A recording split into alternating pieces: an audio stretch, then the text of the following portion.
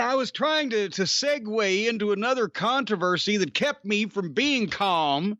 It was a controversy of cross-calming proportions, and you made me blow the snot. But anyway, I had another Twitter controversy by accident. And one of the days of my holiday break, I get up and I've got to print some stuff off because I'm still doing business around the house. I do my, I did my year-end financial reports and I put stuff away in the attic and I straightened up the garage, got some of the things to go to Stace's sister out in California packed up, and things that I'd been needing to do that I'd neglected to do because of my professional responsibilities. But one day I got to print some stuff off. And so I just look on Twitter and somebody has sent, oh, look at this. And so I click on it because I'm waiting for the printer to go. And I see two guys, and it looks like a 12 by 12 square foot fucking ring in somewhere dark it's an indie show. And they do 75 seconds of what it appeared to me to be a combination of floor gymnastics, a Jackie Chan fight scene from a movie, and dance moves inspired by the Western swing dancing of Bob Wills and his Texas Playboys, right? And Google that and look it up. It'll be hilarious. It was so over the top with a combination of counters and everybody coming out on top because they have each other so well scouted, and flipping and parkour and running up the ropes and blocking strikes by what looked like a fucking Western do-si-do, right? Here, you put your hand here, you put your hand there, and then I'll run past you. And it was just Cirque de Bullshit, right? So I tweeted this. I said, this is a state of wrestling in 2019, a 12 by 12 foot square ring and 84 people reacting like they're watching Ali and Frazier to a fucking dance routine or whatever the fuck I said. I don't care, right?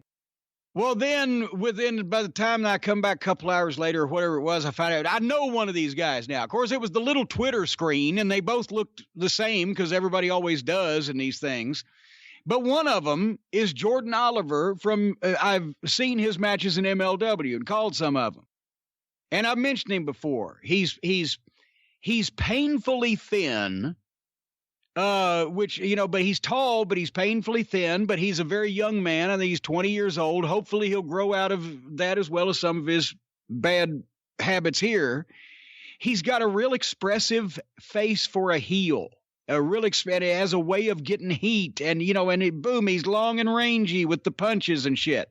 So he's got something to him. But he and this other guy, who I don't believe I've ever seen, I don't remember his name. It was on Twitter, but they were concentrating so much on putting together this memorized, choreographed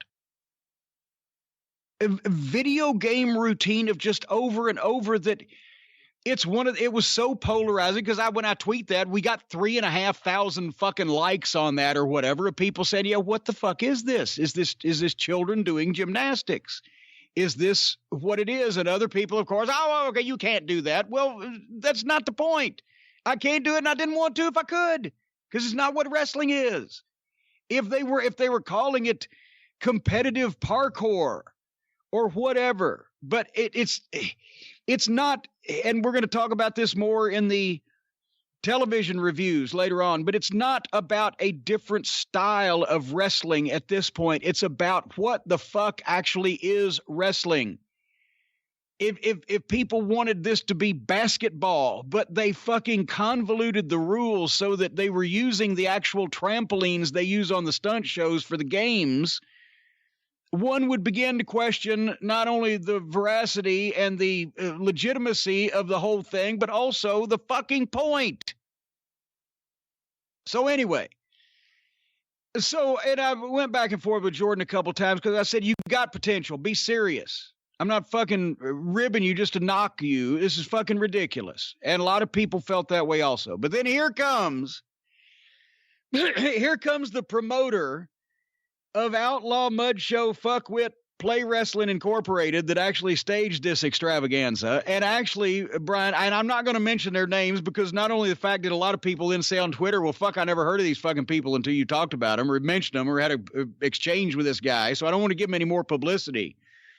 But it doesn't matter anyway, the name of the group, but the promoter is up in arms, and he comes back with this, well, we've been to Japan. We were the catalyst for this wrestling revolution or some fucking horseshit. What? Meanwhile, we started this whole fucking thing, because we're so edgy, and your legacy, meanwhile, is fading. Is an old man, blah, blah, blah. I wrote him back. I said, look, Jack, as Dennis Condrey would say, blah, blah, blah, whatever the fuck. I main evented Starrcade and WrestleMania. You booked the Invisible Man. See yourself the fuck out. Because that's legitimate. That is the company that booked the Invisible Man, by the way, folks. If you're wondering whether he's got a personal issue here. Guess what, Brian? Guess what happened as a result of me telling this fucking mud show promoter off? I'm banned.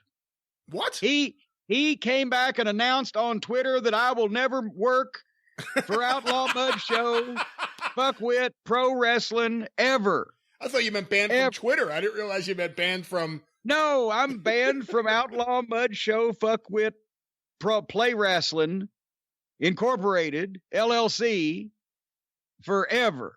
He will never use me. I have blown my chance. I'm never going to get a job from him, and he's made it public. What repulses me these days, not only about who's allowed to be a wrestler, but who's allowed to be a promoter.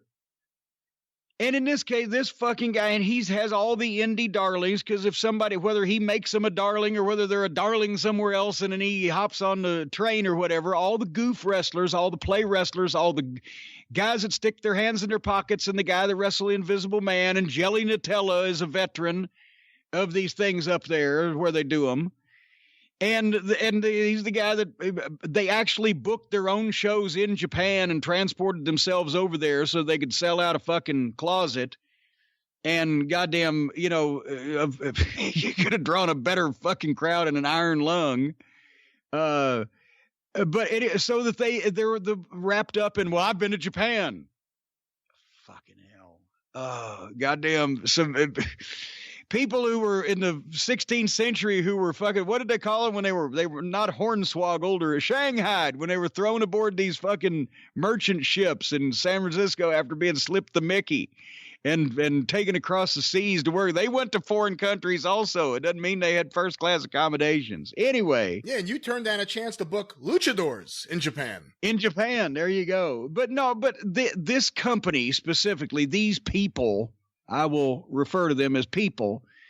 They don't just book joke matches or Invisible Men or a bunch of indie wrestlers that have somehow been convinced by someone that their opinions matter or that they're over or that they're important or whatever the fuck. But these are the people that disgust me, because not only do they make a joke out of the wrestling business and basically allow anybody to participate, but they're the ones, if you want to talk about who's a horrible human being and who's a terrible person and who's doing what, the same company that encourages the joke business and they encourage the wrestling is supposed to be silly crowd, they're the ones that booked the guy. And I haven't talked about him much. I think we've referred a time or two because people have asked or in passing or whatever, but I didn't want to give it a bunch of publicity. But the guy that does on video on the internet,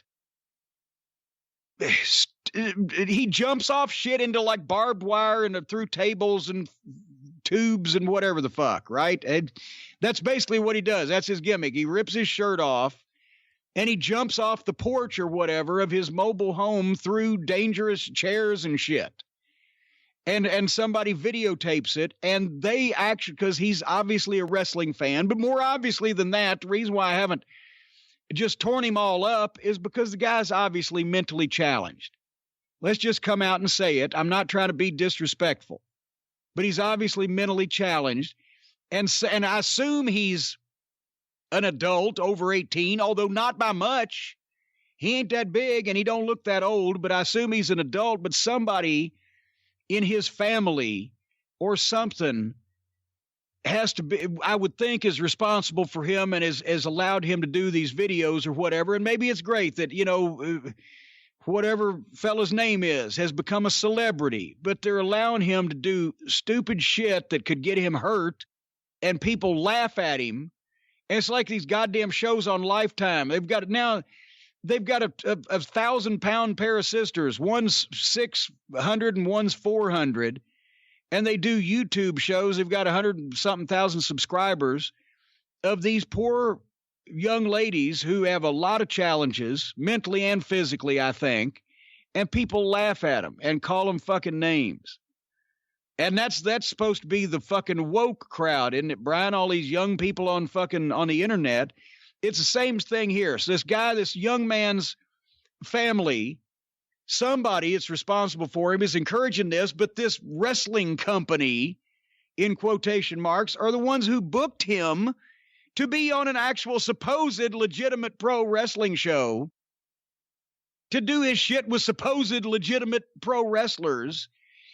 Can you imagine if this was a real business and the promoter, in quotation marks, had a conversation, Brian, with his attorneys?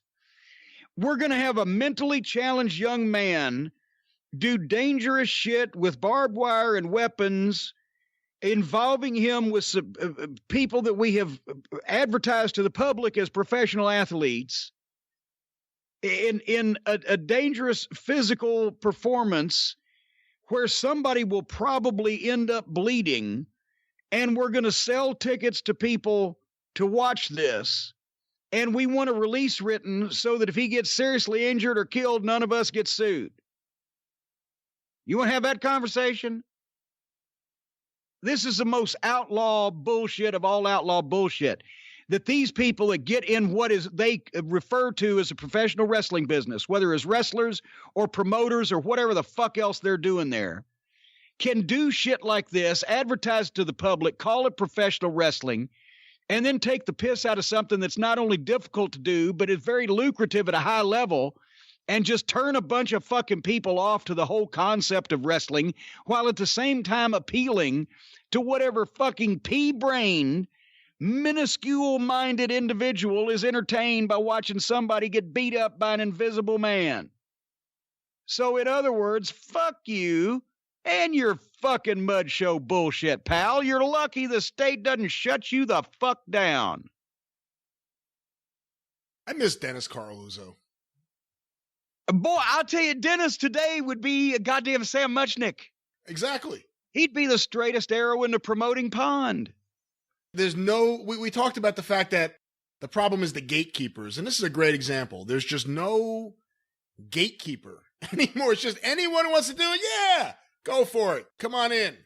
Well, yeah, why is it that people on the internet now say gatekeepers like that's a bad thing? We hate you gatekeepers. There should be, to keep fucking morons out.